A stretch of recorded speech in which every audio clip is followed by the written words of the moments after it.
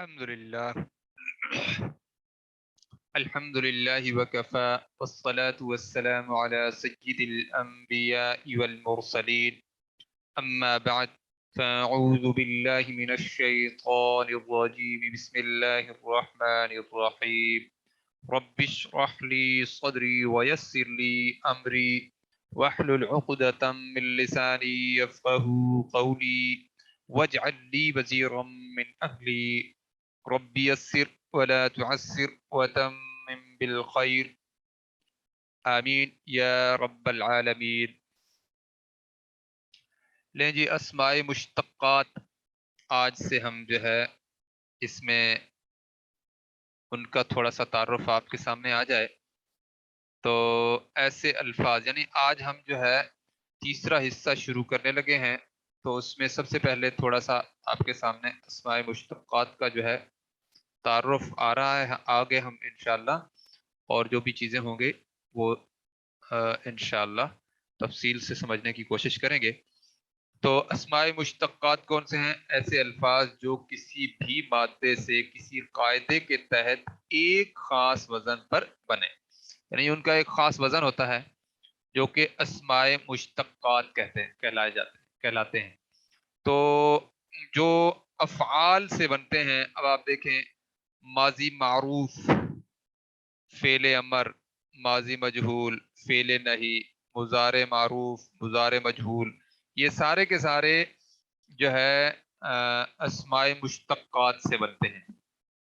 یعنی یہ ایسے افعال ہیں جو کہ کسی اور لفظ سے پھر آگے اس کی گردانیں بنتی چلی جاتی ہیں اور ایک لفظ سے دوسرا لفظ بنتا چلا جاتا ہے۔ جبکہ دوسری قسم کیا ہوتی ہے؟ وہ اسماء جامد، یا وہ اسماء جو ماخوذ ہوتے ہیں۔ ٹھیک ہے، ایسے الفاظ جو کسی قاعدے اور اصول کے تحت نہیں بنتے بلکہ اہل زبان کے استعمال پر موقوف ہوتے ہیں، یعنی جیسے ہم نے اہل زبان سے سنا ویسے ہمیں ماننا ہوتا ہے۔ تو اب آپ دیکھیں اسماء کی ایک بڑی تعداد اس میں شامل ہے، وہ کیا ہے؟ جیسے اب آپ دیکھیں ثلاثی مجرد میں مصدر ہے، ثلاثی مجرد میں فعلا کے وزن پر آنے والے افعال، جیسے ذہب، اب ذہابہ کا جو مصدر ہے نا ذہاب، یہ اس میں جامد ہے، یہ ایسے ہی ہے، اس کا کوئی پیٹرن خاص نہیں ہے، یہ ہم نے جیسے ہی عرب سے سنا ویسے ہی مان لیا۔ ہاں اس سے ہم افعال تو بنا لیں گے لیکن یہ خود کسی سے نہیں بنا، تو اس کو کیا کہیں گے؟ جامد، ذہاب۔ اسی طرح طلبہ کا مطلب اس نے طلب کیا، اس نے مانگا۔ اچھا، تو یہ اس کا جو مصدر ہے وہ کیا ہے؟ اس میں جامد۔ ٹھیک ہو گیا؟ اچھا، اسی طرح غفرہ سے مصدر ہے غفران، اس کو کیا کہیں گے؟ اس میں جامد۔ اور قعدہ سے مصدر قعود۔ اب آپ دیکھیں یہ کسی ایک پیٹرن پر نہیں ہے، جبکہ ان کا جو ماضی ہے وہ کیا ہے؟ وہ ایک ہی پیٹرن پر ہے۔ اس کا مطلب کیا ہے؟ یہ جو افعال ہیں یہ تو ان کو تو ہم کہیں گے مشتقات، لیکن جو اسماء ہیں وہ اسماء جو اب آپ کے سامنے آئے ہیں، یہ اچھی خاصی ان کی تعداد وہ ہے جو اس میں جامد کہلاتی ہے، اور یہ جو مصدر ہوتا ہے جس کے اندر زمانہ نہ ہو وہ اسم ہی کہلاتا ہے۔ ٹھیک ہو گیا؟ اب اسی اسم سے پھر آگے ہم جو ہے افعال بنا لیتے ہوتے ہیں۔ اسی طرح اب آپ دیکھیں اشخاص اور دوسری جو مادہ ہے، دیکھیں آپ، یعنی اشخاص اور دوسری اشیاء کے نام، اب آپ دیکھیں اس میں دیکھیں مادہ کیا ہے؟ میم لام کاف سے ملکن، ملکن کا مطلب فرشتہ اور ملکن کا مطلب بادشاہ۔ اب آپ دیکھیں یہ ایک خاص پیٹرن ہے، یہ کسی سے ڈرائیو ہو کر نہیں یہ اس طرح بنا، بس یہ لفظ ہے ایسے کا ایسا ہے۔ ملکن بھی ایک لفظ ہے جو کہ اس میں جامد ہے۔ اسی طرح مادہ ہے جیم میم لام جمال، جمل، جمل کا مطلب اونٹ، جمال کا مطلب خوبصورتی۔ تو یہ بھی اسما ہیں جو کہ ان کا کوئی ایک پیٹرن نہیں ہے، کسی سے یہ جو ہے یہ ڈرائیو ہو کر نہیں بنے، یہ خود ہی ایک، جس کو جیسے ان کو عرب نے پڑھا ویسے ہم نے بھی ان کو مان لیا۔ تو یہ جو آپ کے سامنے افعال ہیں، ماضی معروف، فعل امر، ماضی مجہول، مضارع معروف، فعل نہیں اور مضارع مجہول، جو ہم الحمدللہ پیچھے پڑھ چکے ہیں، یہ ان کو ہم کہیں گے افعال مشتقات۔ اور جو یہ بعد والے میں نے آپ کو جو مصدر بتائے ہیں، یہ کیا ہیں؟ اسماء جامد۔ اچھا، اب آپ دیکھیں اسماء مشتقہ کیا ہیں؟ تاہم کچھ اسماء ایسے ہیں جو تمام مادوں سے یکساں طریقے پر بنائے جاتے ہیں۔ اب چند اسماء ایسے بھی ہیں جو مادوں سے، تمام مادوں سے یکساں طریقے پر بنائے جاتے ہیں۔ اب وہ کیسے ہیں وہ ہم آج دیکھیں گے انشاءاللہ۔ یعنی کسی فعل سے ایک خاص مفہوم دینے والا اسم جس طریقے سے بنتا ہے، مختلف مادوں سے ویسا ہی مفہوم دینے والا اسی طریقے پر بنایا جا سکتا ہے۔ ایسے اسماء کو اسماء مشتقہ کہتے ہیں۔ ٹھیک ہو گیا؟ مشتق کا مطلب ہے پھٹ کر نکلنے والا۔ اب آپ دیکھیں اسم الفاعل، یہ ہم پڑھ چکے ہیں، یہ کیا ہے؟ اسم الفاعل۔ اسم المفعول، جس کے اندر اسم الفاعل وہ اسم ہوگا جس کے اندر کرنے کا معنی پایا جائے گا، اور اسم المفعول وہ اسم ہوگا جس کے اندر جس پر کام ہونے کا مفہوم پایا جائے گا۔ اب یہ جو اسم الفاعل ہے، یہ فاعل کے طور پر بھی استعمال ہوتے ہیں اور مفعول کے طور پر بھی استعمال ہوتے ہیں، اور یہاں پہ اسم المفعول بھی فاعل اور مفعول دونوں کے طور پر استعمال ہوتے ہیں، یہ ہم پیچھے استعمال کر چکے ہیں۔ لیکن آج ہم دیکھیں یہ اسماء اب آپ کے سامنے ہیں، اسم الفاعل، اسم المفعول، اسم ظرف، اسم الصفہ یعنی صفت، جو ہم پہلے صفت بنایا کرتے تھے، اب اسم الصفہ ہم نے پڑھنا ہے، یعنی وہ جو اسم ہوگا اس کے اندر صفت کا مفہوم ہوگا۔ ٹھیک ہے جی؟ تو اسی طرح اسم التفضیل، اسم الاعلی، تو یہ جتنے بھی ہیں یہ ان میں سے دو ہم نے الحمدللہ پہلے پڑھ لیے ہیں، اسم الفاعل بھی پڑھ لیا اور اسم المفعول بھی پڑھ لیا۔ اسم الظرف کیا ہے؟ اب دیکھیں ظرف زمان اور ظرف مکان ہم پیچھے سے تو پڑھ چکے ہیں، لیکن اسم الظرف ہم نے نہیں پڑھا تھا، وہ ہم انشاءاللہ اب آگے پڑھیں گے باقاعدہ۔ تو اب سب سے پہلے ہم اسم الظرف پڑھنے لگے ہیں۔ ظرف کے لغوی معنی کیا ہیں؟ برتن یا بوری، یعنی جس میں کوئی چیز رکھی جائے۔ اصطلاحی معنی کیا ہے؟ اسم مشتق، وہ اسم مشتق جو کسی چیز سے بن کر آیا ہو، جو کسی کام کے ہونے یا کرنے کا وقت یا جگہ کا تعین کرے۔ اب آپ کو پتا ہے نا کہ جو اسم ظرف ہوتا ہے، جو یعنی ظرف میں آپ کو بتایا کرتا تھا ظرف زمان یا ظرف مکان، وہ کیا ہوتے تھے؟ وہ عمومی طور پر مضاف بن کر آیا کرتے تھے، اور معنی یا زمانے سے متعلق ان کے اندر ہوتا تھا یا جگہ سے متعلق ہوتا تھا۔ اب یہ وہ ہم اسماء پڑھیں گے جو جن کے اندر زمانے کا معنی پایا جائے گا یا جگہ کا معنی پایا جائے گا۔ اب دیکھیں ظرف زمان، ظرف مکان جو پہلے ہم پڑھ چکے ہیں، کسی کام کے کرنے کے وقت کا تعین کرتا ہے، کسی کام کے کرنے کی جگہ کا تعین کرتا ہے۔ اب یہ دو قسم کے ہیں، یعنی ظرف زمان کیا ہے؟ کسی کام کے کرنے کے وقت کا تعین کرتا ہے، اور ظرف زمان کیا ہے؟ کسی کام کے کرنے کی جگہ کا تعین کرتا ہے۔ ٹھیک ہو گیا جی؟ چنانچہ اسم الظرف کا مطلب ہے وہ اسم مشتق جو کسی کام کے ہونے یا کرنے کا وقت یا اس کی جگہ کا مفہوم رکھتا ہو۔ اس اعتبار سے بنیادی طور پر اس کے دو اوزان ہوئے ہیں۔ اب میں نے آپ کو بتایا نا پہلے، ہم نے کوئی بھی اسم جو مضاف بن کر آتا تھا جس کے اندر جو ہے معنی ہوتا تھا، کیا کہتے ہیں اس کا، وقت کا یا جگہ کا، تو ہم اس کو ظرف زمان یا ظرف مکان کہتے تھے۔ لیکن اب یہ وہ اس میں مشتق ہے جس کے اندر وقت یا جگہ کا مفہوم اس اسم کے اندر ہوگا. تو اب وہ اس کے اوزان دو ہیں. دیکھیں مفعل اور مفعیل. مفعل اور مفعیل یہ دو ایسے اوزان ہیں جو کہ وزن جن کے اندر ظرف کا معنی پایا جائے. یہ مضموم العین مضارع اگر مضموم العین ہو یعنی مضارع پر اگر کہ عین کلمے کے اوپر پیش ہو تو اس وقت یہ مفعل کے وزن پر استعمال ہوتا ہے. اسی طرح مضارع پر اگر کہ عین کلمے پر فتح ہو تو اس وقت بھی یہ مفعل کے وزن پر استعمال ہوتا ہے. یعنی باب ناصرہ اور باب کرومہ سے مضموم العین میں استعمال ہوتا ہے اور باب فتح اور باب سامعہ سے جو ہے مضموم اپنا مفتوح العین پر استعمال ہوتا ہے. تو اسی طرح مفعیل دیکھیں عین کلمے کے نیچے زیر ہے, یہ بھی ایک وزن ہے مفعیل جو کہ مکسور العین یعنی مضارع کے عین کلمے پر کسرہ. یہ کب استعمال ہوتا ہے؟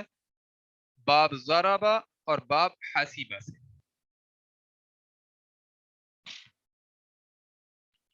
دیکھیں مفعل کے وزن پر مخرج. اب دیکھیں مخرج کا مطلب کیا ہے؟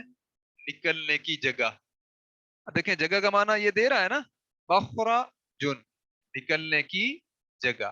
اسی طرح مفعل مرجع. مفعل کے وزن پر ایک لفظ ہے مرجع, اس کا مطلب کیا ہے؟ لوٹنے کی جگہ. مرجع. اب یہ الفاظ یہ وزن آپ نے یاد رکھنا ہے. دیکھیں مفعل اور مفعیل یہ دو اوزان آپ نے ظرف کے یاد کرنے ہیں. یاد کرنے سے کیا ہوگا, جہاں پہ یہ اسی وزن پر مفعل کے وزن پر جیسے مخرج ہے تو آپ کو پتہ چل جائے گا کہ یہ اسم ظرف ہے. اگر وہ جگہ کا معنی دیتا ہوگا تو آپ کو پتہ چل جائے گا کہ یہ اسم ظرف ہے, یا اگر وہ زمانے کا معنی بھی دیتا ہوگا تو پھر بھی آپ کو پتہ چل جائے گا کہ یہ جو ہے اسم ظرف ہے. ٹھیک ہو گیا؟ دو اوزان ذہن میں رکھیں, مفعل اور مفعیل. اور یہ لفظ دیکھیں آپ کا جانا پہچانا ہے, مخرج کیا مطلب؟ نکلنے کی جگہ. اور مرجع, مرجع بھی لوٹنے کی جگہ. لیکن ہے یہ کیا؟ ظرف, اسم ظرف. اس کو ہم کہیں گے کیا؟ اسم ظرف مفعول کے وزن پر. تو یہ دو اوزان آپ نے ذہن نشین کر لیں. اس کے بعد ہے جی دیکھیں مضارع مضموم العین سے استعمال ہونے والے خلاف قاعدہ تقریباً 10 الفاظ. وہ دیکھیں مغرب اصل میں یہ بنتا ہے مغرب, مشرق اور مسجد. جی یہ دونوں اسم الظرف ہیں لیکن ان کے اوزان دو ہیں نا, دو اوزان ہیں ان کے. اچھا لیکن اب آپ دیکھیں مغرب استعمال ہوتا ہے, مشرق استعمال ہوتا ہے, مسجد استعمال ہوتا ہے, یعنی ان کو استثناء حاصل ہے. یہ اپنے اصل یعنی جو مفعلون کا وزن تھا یہ انہی میں سے ہیں. ان کو مغرب, مشرق اور مسجد ہونا چاہیے تھا, لیکن یہ ہیں کیا؟ مغرب, مشرق, مسجد. اچھا آپ مغرب, مشرق اور مسجد بھی استعمال کر سکتے ہیں, لیکن عمومی طور پر استعمال مغرب, مشرق اور مسجد ہی ہوتا ہے. دیکھیں مسجد ہم استعمال کرتے ہیں نا, یہ کیا ہے؟ اسم الظرف ہے. اب ہم کیا کہیں گے دیکھیں گے, دیکھیے ذرا اس کا معنی غور کریں. مغرب غروب ہونے کی جگہ یا غروب ہونے کا وقت. اب یہ ظرف زمان بھی ہے اور ظرف مکان بھی ہے. اس پر اب آپ غور کریں, توجہ کریں, تو پھر آپ کو پتہ چلے گا کہ یہ ہے کیا. اسی طرح مشرق طلوع ہونے کی جگہ یا طلوع ہونے کا وقت. یہ ایک وقت میں مشرق جو ہے یہ ظرف زمان بھی ہے اور ظرف مکان بھی ہے. ٹھیک ہو گیا. مسجد، غور کیجیے گا اس پر لفظ پر، سجدہ کرنے کی جگہ. ٹھیک ہو گیا. یہ ظرف زمان ہے، اپنا ظرف مکان ہے. مسجد، سجدہ کرنے کی جگہ. اب آپ کو اندازہ ہوا ہوگا، پہلے ہم نے ساری زندگی مسجد مسجد مسجد تو کہا، لیکن یہ پتہ نہیں تھا کہ وہ سجدہ کرنے کی جگہ کی وجہ سے ہی اسے مسجد کہا جاتا ہے. اسی لیے تو اللہ رب العزت نے پوری زمین کو مسجد بنا دیا ہے. تو یعنی پوری زمین پر ہم جو ہے سجدہ کر سکتے ہیں. پوری زمین کو اللہ نے مسلمانوں کے لیے پاک کر دیا ہے. تو ہم پوری زمین میں کسی بھی جگہ پر مسجد اپنا جو ہے سجدہ کر سکتے. تو یہ اس طرح کے الفاظ ہیں، انشاءاللہ آپ کو پڑھتے ہوئے مزہ بھی آئے گا، لیکن ضروری نہیں ہے کہ ہر بات واضح طور پر سمجھ بھی آ جائے. اب دیکھیں پچھلی باتیں مجھے ایسے ہی لگتا ہے کہ آپ کو ہو سکتا ہے کسی حد تک سمجھ نہ آئی ہوں، لیکن یہ جو اب آپ کے سامنے 3 اوزان آئے ہیں کیسے واضح ہوا ہے. اسی طرح اگر کوئی کام کسی جگہ بکثرت ہوتا ہو تو اس کو ظرف مفعلۃ کے وزن پر آتا ہے. یعنی مفعلۃ کے وزن پر جو اسم الظرف آئے گا اس جگہ کا مطلب کیا ہے، ایسے سمجھیں اس جگہ پر کام بکثرت ہوتا ہے. جیسے مدرسۃ، یعنی درس مدرسے کے اندر مستقل ہوتا رہتا ہے. مطبعۃ، مطبوعات، جہاں پہ آپ دیکھیں کتابیں جو ہے طبع ہوتی رہتی ہیں تو وہ بار بار ایک کام کثرت سے ہو رہا ہوتا ہے نا. تو اس جگہ کا جو وزن ہے، یہ تیسرا وزن آپ اس ظرف کا ذہن میں رکھ لیں. ٹھیک ہے. 2 اوزان میں نے آپ کو پہلے بتایا، دوبارہ دیکھ لیتے ہیں ان 2 اوزان کو. دیکھیں مفعل اور مفعیل، 2 اوزان آپ کے سامنے آ گئے. اب یہ آپ نے یاد کرنے ہیں، 2 اوزان آپ نے یاد کرنے ہیں، مفعل اور مفعیل. اب ہم آگے دیکھیں گے. اب آپ کے سامنے ایک اور وزن آ گیا ہے مفعلۃ. ٹھیک ہے. مدرسۃ اور مطبعۃ. ٹھیک ہے. یہ ایک وزن ہے مفعلۃ کے وزن پر ہم نے مدرسۃ لفظ بولا اور مطبعۃ لفظ بولا. یہ وہ جگہ ہے جہاں پہ کثرت سے کام ہوتا ہو. جو بھی کام ہے کثرت سے ہونے والا کام، اس جگہ کو مفعلۃ کے وزن پر رکھیں گے. مدرسۃ، مطبعۃ. اسم الظرف کے تینوں اوزان کی جمع مکسر آتی ہے اور اس کا ایک ہی وزن ہے مفاعل. ٹھیک ہے جی. مفاعل یہ کیا ہے؟ یہ جمع آتی ہے، جمع مکسر. اب یہ تینوں اوزان جو ہے نا، مفعلۃ کی جو جمع ہوگی نا وہ کیا ہوگی؟ مفاعل. اب دیکھیں مدرسۃ کی جو جمع ہوگی، جمع مکسر، وہ کیا ہوگی؟ مدارس. اور اسی طرح مطبعۃ کی مطابع. مطابع ہاں مطابع. ٹھیک ہے جی. مفاعل کی وزن پر آتی ہے. ٹھیک ہے جی. اب دیکھیں مساجد، مسجد کی جو جمع ہے وہ کیا ہے؟ مساجد. اور اب آپ یہاں پہ دیکھیں مغارب، مشارق، مساجد. یہ تینوں اوزان اب آپ کے سامنے، ان کی جو جمع ہے وہ جمع مکسر. اس کا مطلب آپ کے سامنے اب 4 اوزان ہیں جو آپ نے ذہن نشین کرنے ہیں. ایک کیا ہے؟ پہلا کیا ہے؟ مفعل. دوسرا مفعل. اور تیسرا مفعلۃ. یہ 3 اوزان، اور چوتھا ان کی جمع مکسر ہے مفاعل. ٹھیک ہے. مدارس، مطابع. یہ اب آپ کے سامنے آ گیا. مساجد، مغارب، مشارق. یہ لفظ ہم بولتے ہیں. اسم الظرف دیکھیں، ثلاثی مزید فی میں اسم الظرف کے طور پر اسم المفعول ہی کو استعمال کیا جاتا ہے. ممتحن. اچھا، جو ہم نے اسم المفعول پڑھا تھا نا، اس کے عین کلمے کے اوپر زبر لگائی تھی.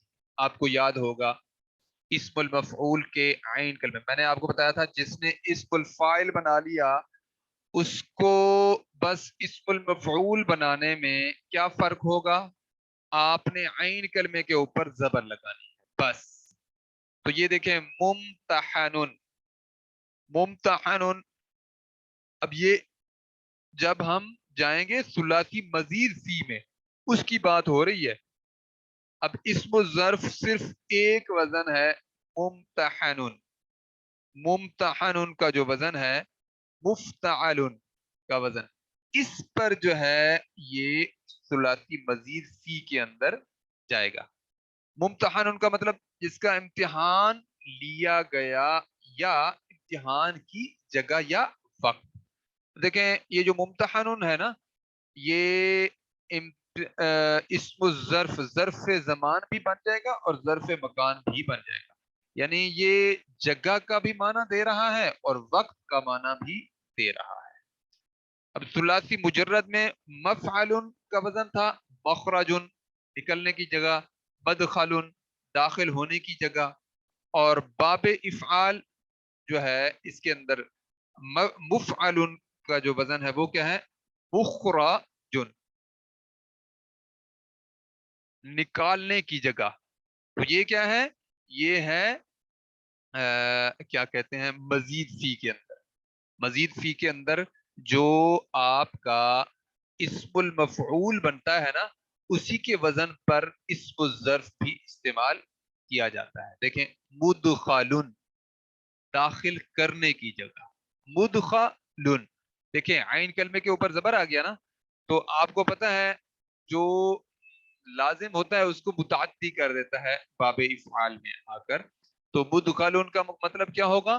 داخل کرنے کی جگہ. اور مدخل یہ آپ کو پتہ ہے ثلاثی مجرد میں ہے، تو یہ کیا ہے؟ داخل ہونے کی جگہ. داخل ہونے کی جگہ الگ چیز ہے، داخل کرنے کی جگہ الگ چیز. اسی طرح باب انفعال میں اسم المفعول ہی کے وزن کو استعمال کیا جاتا ہے. وہ کیا ہے؟ منحرف، مڑنے کی جگہ، مڑنے کی جگہ، منحرف. یہ جو ممتحن کا وزن ہے نا وہی آئے گا منحرف، منحرف، مڑنے کی جگہ، انحراف کرنے کی جگہ. اچھا جی، اب ہم آگے چلتے ہیں. اسم الظرف اور اور ظرف کا فرق کیا ہے؟ اسم الظرف اسم مشتق، وہ اسم مشتق جو کسی کام کے ہونے یا کرنے کا وقت یا اس کی جگہ کا مفہوم رکھتا ہو. یعنی وہ اسم کے اندر یہ معنی ہوگا، یہ ذہن میں رکھیے گا. اسم الظرف جو ہے، جو اسم ہے اس کے اندر وہ اسم مشتق جو کسی کام کے ہونے یا کرنے کا وقت یا اس کی جگہ کا مفہوم رکھتا ہو. تو ظرف کیا ہے؟ ایسے الفاظ جن میں جگہ وقت کا مفہوم ہو لیکن کام کے کرنے ہونے کا مفہوم نہ ہو. آئندہ، اب دیکھیں یہ وہ ہیں جو ہم پہلے پڑھ چکے ہیں الحمدللہ. آئندہ کا مطلب پاس، فوقا کا مطلب اوپر، تحت کا مطلب نیچے، خلفہ کا مطلب جو ہے پیچھے، امامہ کا مطلب آگے، یومن کا مطلب دن، نہارن کا مطلب جو ہے ہاں یہ بھی دن ہو گیا، لیلتن کا مطلب رات، اور شہرن کا مطلب مہینہ، اور عامن کا مطلب سال.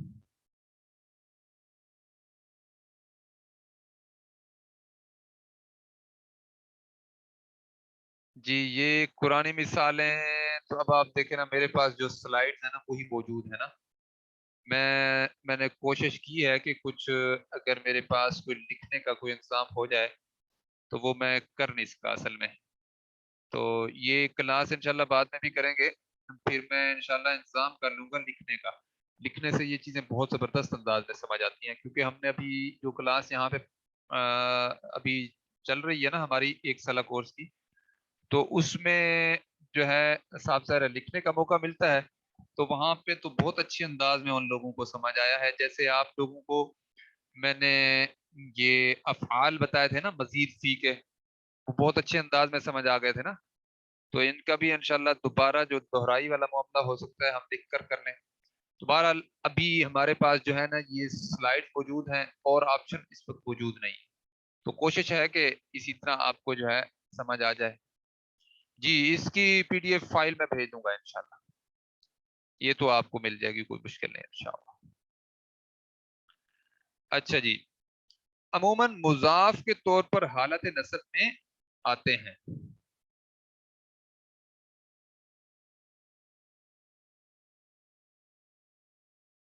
اچھا اب آپ دیکھیں اسم الظرف کی مثالیں آ گئی آپ کے سامنے.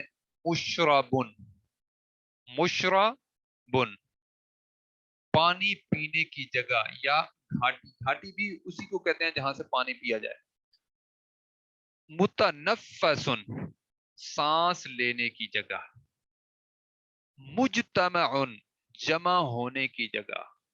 منتظر انتظار کا یا انتظار کا وقت. اب دیکھیں یہ وہ چیز کوئی ایسا اسم آ جاتا ہے جو دونوں ظرف یعنی بنتا ہے، وہ زمانے کے طور پر بھی معنی اس کا آ جاتا ہے اور جگہ کے طور پر بھی اس کا معنی آتا ہے. متناول، متناول پہنچنے کی جگہ. ملتزم چمٹنے کی جگہ.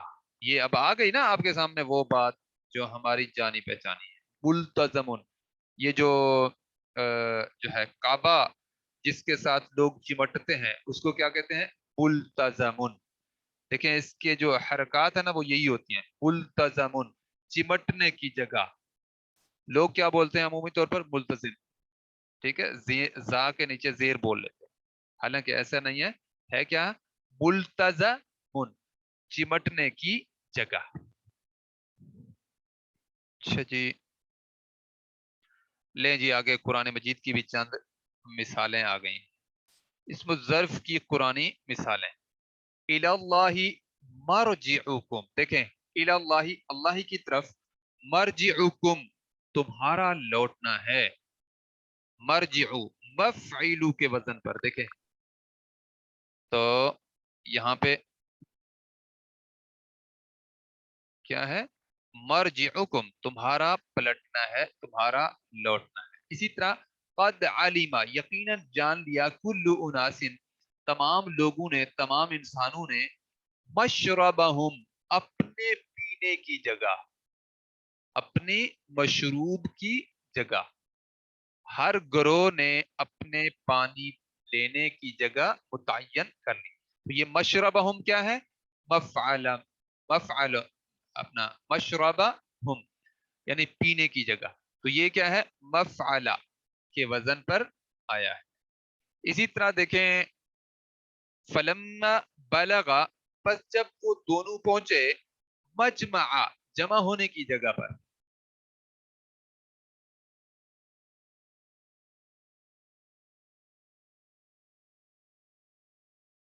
نہیں نہیں مشربہ اصل میں یہاں پہ تو پھر اس کو جو ہے لفظ کے اندر استعمال ہوا ہے نا، اس لحاظ سے مشربو نہیں آئے گا، مشربہ ہی آئے گا. کوئی ایسی اس میں بات نہیں ہے. اچھا جی اب آپ دیکھیں فلما پس جب بلغا وہ دونوں پہنچ گئے.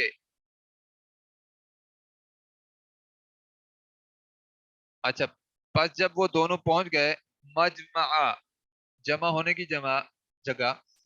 بینہما نسیا حوتہما یعنی اس کے جمع ہونے کی جگہ پہ ان دونوں کے درمیان نسیا وہ دونوں بھول گئے. یعنی جو جمع ہونے کی جگہ ہے نا ان اپنا دو دریاؤں کے جمع ہونے کی جگہ جب یہ وہ دونوں پہنچے نسیا تو وہ دونوں بھول گئے حوتہما اپنی مچھلی کو. بس جب وہ ان کے سنگم پر پہنچے تو اپنی مچھلی سے غافل ہو گئے. تو یہ تو ہے ترجمہ پورا کا پورا ایک بامحاورہ. ہم نے کیا دیکھنا ہے؟ مجمع جمع ہونے کی جگہ. اسی طرح قالت نملۃ ایک چونٹی نے کہا یا ایھا النمل اے चींटियों, उदखुलू, तुम सब दाखिल हो जाओ, मसाकिनकुम, अपने घोंसलों में। अब क्या है, मसाकिन, सकूनत की जगह, ठीक है, सकूनत की जगह, जहां पे इंसान सुकून करता है। मसाकिन कहते हैं घरों को, तो ये उसकी जमा आई हुई है ना, मसाकिनु। तो अपने घोंसलों की जगह पे जो है, यानी अपने क्या कहते हैं, सुकूनत की जगह पहुंचो।